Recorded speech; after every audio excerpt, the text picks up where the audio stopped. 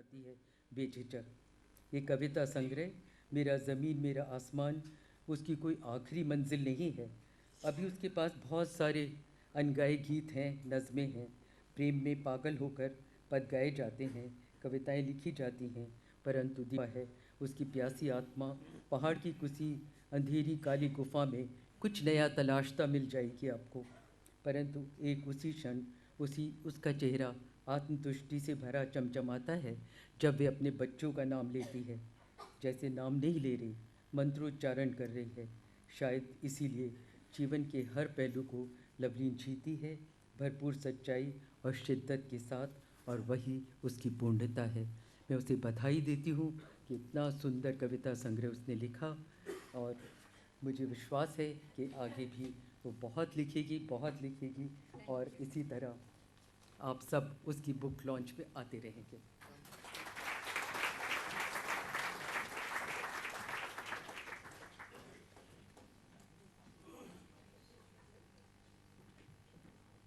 हमारे बीच एक बहुत बड़ी शख्सियत है, इमरोज़ जी।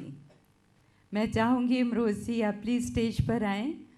अभी हम अपना बुक रिलीज़ करने वाले हैं, डॉक्टर भल्ला अनाउंस करेंगे, तो आपके बगैर नहीं हो सकता।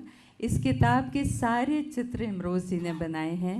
ये अमृता प्रीतम जी के लाइफ पार्टनर रहे हैं। इमरोज़ जी प्लीज़ आइए।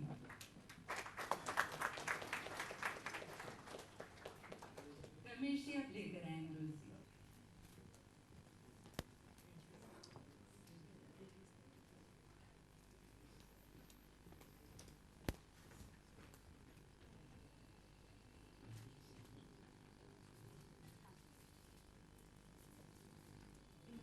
अशोक जी के पास आए। अशोक जी आप इमरोज़ जी इधर आया। ये बुक आपके लिए।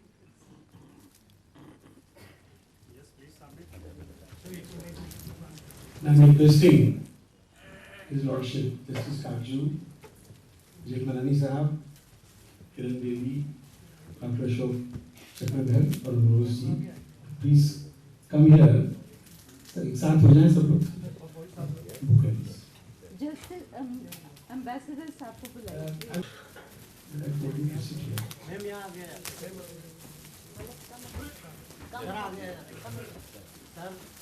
पाका बिस्ना भी बिस्ना। कम है तो जी। हाँ हाँ। हाँ आपसे कहा कि सर की हिंदी नहीं सुनी, सुनेंगे तो दंग रह जाएंगे। ये रशियन होकर हमसे कहीं बेहतर हिंदी बोलते हैं।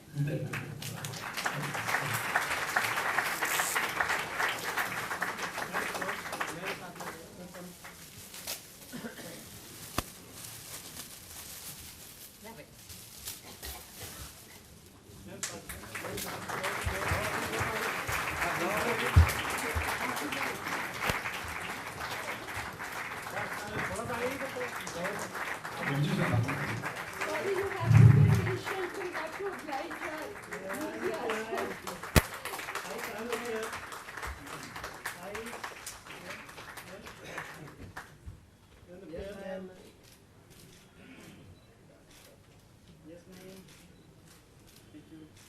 Thank you so much. Thank you all the best.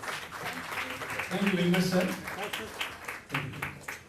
Now I'm requesting Justice Kaju Sahab, Chief Guest of the Union, to please come here in a few words. Say a few words. Justice Parker.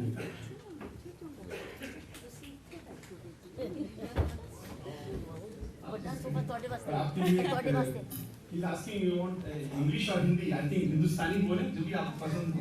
पर काजू साहब के लिए before he says, तूफान भी this is Martin. We are proud of him. The way he has, only you were saying, the press council के जब आपको उससे बने हैं अध्यक्ष, तब से press council में कितना बदलाव लाए हैं, और जो बातें उन्होंने खरी खोटी कही हैं, कईयों को पसंद आई या न हो। बहुत शौक रखते हैं शायरी का, so therefore we are very very pleased that he is amongst us today. Thank you. मैं मिली जुली इंग्लिश हिंदी मैं बोलना टीचर के बारे में broadly there are two theories about art and literature. एक को कहते हैं आर्ट फॉर आर्ट से, और दूसरे को जैसे चार्ल्स डिकेंस हैं, विक्टर ह्यूगो हैं, Russian writers Maxim Gorky, Dostoevsky, Tolstoy, Mayakovsky, क्योंकि रशियन एम्बेसडर साहब यहाँ हैं, आप इसके बारे में ज़्यादा जानते होंगे। हमारे यहाँ मुंशी प्रेमचंद, इनका मानना है कि आर्ट का उद्देश्य होना चाहिए जनता की मदद करना, ताकि जनता को एक बेहतर ज़िंदगी मिले। मेरा अपना मानना है कि हमारे देश में जहाँ इतनी गरीबी है, बेरोज़गारी है, लैक ऑफ हेल्थ केयर है फॉर द मैसेज, तो आर्ट फॉर सोशल पर्पस ही एक्सेप्टेबल है। और मुझे बड़ी खुशी है कि Lovleen ji belongs to the school of art for social purpose. जैसा कि इनके फिल्मों में हम लोग ने देखा कि पर्टिकुलरली विमेन पे जो जुल्म हो रहे हैं, मैंने अभी उनसे बात कर रहा था, मैंने कहा हम लोग के लॉ कोर्ट से बहुत केसेस आ रहे हैं, ऑनर किलिंग, डाउरी डेथ्स वगैरह, इस पे भी फिल्म बनाई। बड़ा सोशल इवल है, बारबेरिक थिंग। एक यंग मैरिड वुमन पे पेट्रोल डाल के आग लगा दी जाती है, and she is burned because her father can not give more dowry. This is happening on a very wide scale.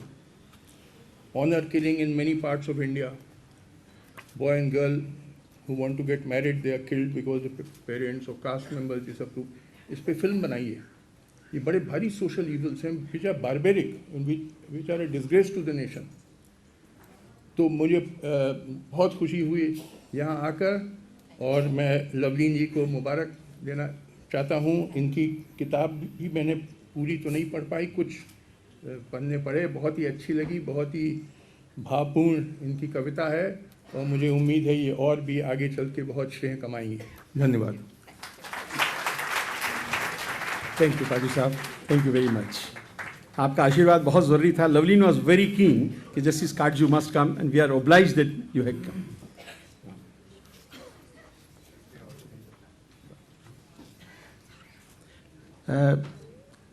अब दिल्ली के एक और बड़ी मशहूर हस्ती जो हमारे बीच में है, डॉक्टर अशोक चक्रधर। अशोक जी, आपसे गुजारिश है कि 2 शब्द कहें लवलीन के लिए, कविता के लिए।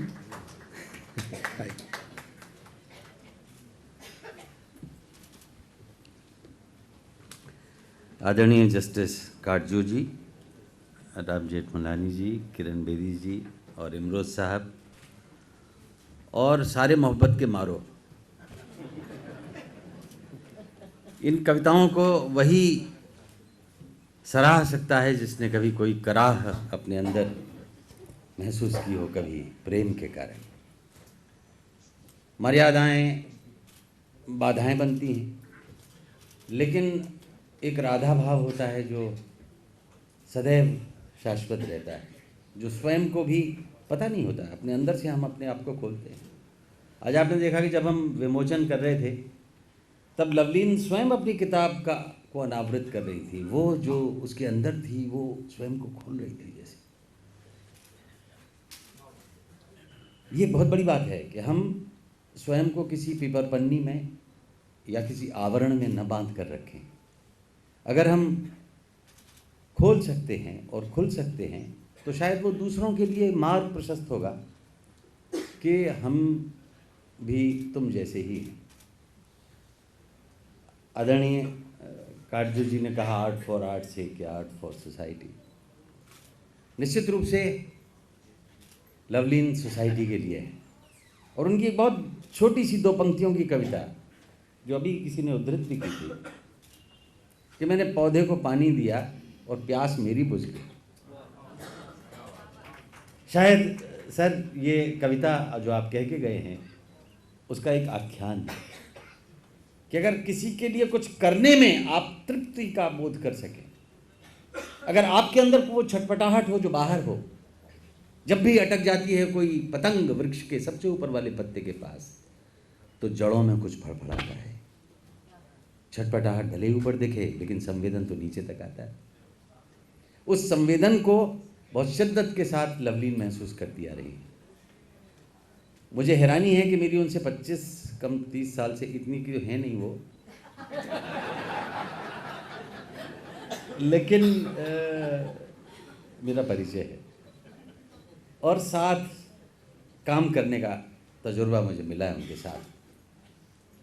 भारत महोत्सव का आंखों देखा हाल सुनाने के लिए दूरदर्शन की ओर से शायद 87 में गया था। अपना उत्सव के दौरान भी खूब हम लोग अलग अलग मोहल्ला मंच पर जाते थे और वहाँ तरह तरह से अपनी कमेंट्री को बेहतर बनाने के लिए, काव्यात्मक बनाने के लिए श्रम करते थे। घास में बैठते थे, छोले भटूरे खाते थे। लेकिन जब वहाँ माइक के सामने होते थे तो लवलीन कुछ भिन्न हो जाती थी। एक ऐसी आवाज़ जो सबके कर्णरंध्रों के माध्यम से दिल में उतरने का मादा रखती है। एक ऐसी आवाज़ जिस पर भरोसा किया जा सकता है। एक ऐसी आवाज़ जो अनुभवों से निकल कर आई है, अनुभवों के तालाब से कुछ पानी लेकर आई है और विवेक प्रक्रिया के द्वारा उसने मांझा है, उस पानी को साफ किया है, निथारा है और फिर उसको क्रियागत परिणति तक ले जाने का श्रम किया है। ऐसा लवलीन करती रही। तो हम दोनों बैठते थे केबिन में। रूस का जो उत्सव था उसके लिए मॉस्को गए थे।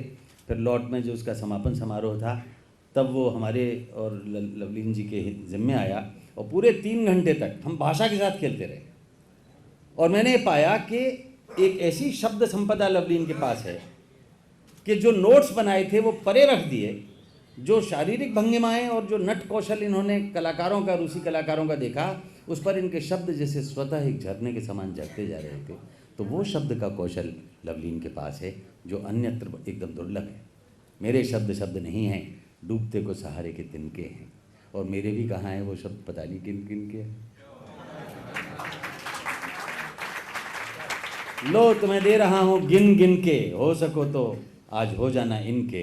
ये शब्द पता नहीं किन किन के, लेकिन इन्होंने चुने हैं गिन गिन के। एक और बात मैं कहना चाहूँगा, आदरणीय बेदी जी यहाँ बैठी हुई हैं, ये इन पर देश नाज करता है। इन्हें लगा कि जब ये जेल में अधीक्षिका थी तो कवि सम्मेलन कराया। अगले दिन छप गया था कि अशोक चक्रधर तिहाड़ में।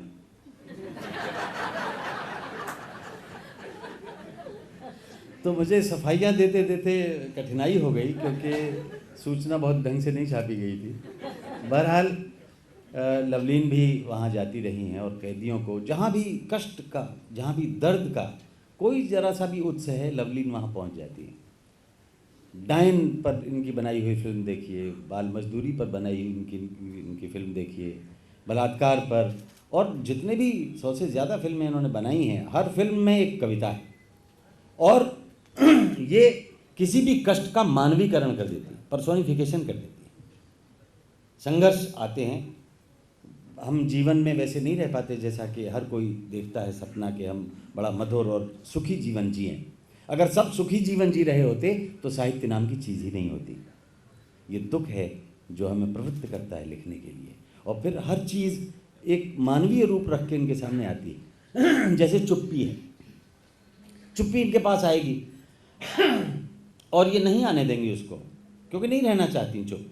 लेकिन चुप्पी की अपनी एक शक्ति है, चुप्पी अंततः जीत जाती है और ये स्वागत करती है कि आ जा, क्योंकि ऐसा वैसा कहने से तो अच्छा है खामोश रहें, वरना ऐसी बात कहें जो खामोशी से अच्छी हो। तो वो उस खामोशी को शब्द देने की कला, वो कौशल लवलीन जी के अंदर है। परछाई एक इतनी बढ़िया कविता है, और शायद इमरोज साहब ने जो चित्र बनाया है, ये चित्र उस परछाई के लिए ही है कि एक नायिका है, वो अपनी परछाई से डरती है। परछाई अतीत है और हम सबका अतीत हमें सुखद रहे हमेशा, ऐसा नहीं है। पता नहीं हम कब और क्यों टूट जाते हैं, लेकिन वो टूटन से सदा के लिए नहीं होती है। बूंद और समुद्र इनके बड़े प्रिय विषय हैं। बूंद कभी इनके पत्थर नुमा दिल या दिमाग या वजूद या अस्तित्व को कहीं हरियाली से भर जाती है, लेकिन बूंद से घबराती हैं कि बार बार ये बूंद कहाँ मिलेगी, तो बूंद को भी कोसती हैं। ऐसी बहुत ज़्यादा जटिल संश्लिष्ट मानवीय संबंधों की गाथाएं हैं ये कविताएं कि अगर आप इनसे गुजरेंगे तो कभी आपको अपने पड़ोस की कन्या दिखाई देगी या अपने किसी परिचित वर्ग का कोई एक व्यक्ति दिखाई देगा, ऐसा दिखाई देगा। लहर ने समंदर से उसकी उम्र पूछी, समंदर मुस्कुरा दिया। लेकिन जब बूंद ने लहर से उसकी उम्र पूछी तो लहर बिगड़ गई, गुड़ गई, चिढ़ गई, बूंद के ऊपर ही चढ़ गई और मर गई। बूंद समंदर में समा गई और समंदर की उम्र बढ़ा गई। ये हैं लवलीन, जो समंदर की उम्र बढ़ाने का कौशल रखती हैं। वो जो स्वयं को समुद्र पाती हैं, जब वे बूंद बनकर उसमें समा जाती हैं और जब बाहर निकल आती हैं तब एक छटपटाहट होती है कि अरे मैं तो समंदर थी, मैं बूंद कैसे बन गई। ये समाज है जो हमें समंदर से बूंद बना देता है। लेकिन जई है बनी बिगड़ न बारिधता बारिध की, बूंदता बिलई है बूंद बिबस बेचारी की। तो जो व्यवस्था और बेचारगी है उसको लवलीन जी ने बहुत बहुत कठोर होकर जीजी विशा के साथ, जिंदगी बार बार इनसे टकराती रही है, जिंदगी इनसे कहती रही है कि मैं तेरे लिए नहीं बनी हूँ। इन्होंने भी कहा कि तू मेरे लिए नहीं बनी है, तू मुझे मारना चाहती है, लेकिन मेरे पास सांस है। उन सांसों का सदुपयोग करके जिंदगी को मार के जिंदा रहने की जो कला है वो लवलीन के पास है कि हम किसी मृत्यु भय से नहीं, हम इसी समाज में रहकर